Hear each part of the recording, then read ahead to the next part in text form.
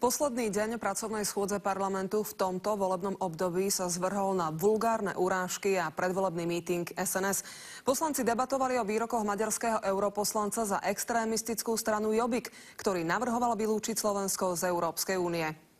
Navrhujem pozastaviť Slovensku členstvo v EÚ, kým nezruší rasistický jazykový zákon, ktorý ponižuje Maďarov. Toto je jeden z výrokov maďarského europoslanca, pre ktoré chceli národniari, aby slovenský parlament prijal protestné vyhlásenie. Rokovanie bolo od začiatku na míle vzdialené od dôstojnej diskusie, keď podpredsedníčku parlamentu rozhnevali nepozorní poslanci za SDKU.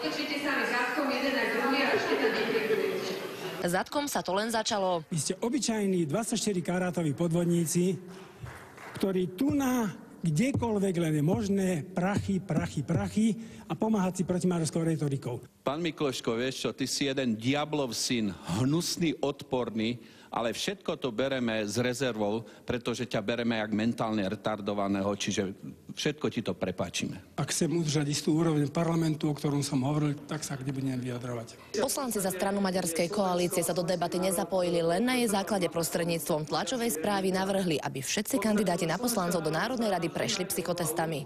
Tento bod programu odsúdil aj šéf diplomacie. Národná rada Slovenskej republiky by sa naozaj podľa môjho presvedčenia nemala schádzať kvôli tomu, aby sa zaoberala výrokmi jedného šialenca. Zbytočne im pridávame váhu. Napokon večer po otvorenej hádke medzi národniarmi a Smerom sa žiadne vyhlásenie neprijalo. Svoj návrh stiahla SNS a aj Smer, ktorý pripravil miernejšiu verziu. Martina Dratvová, televízia Markíza.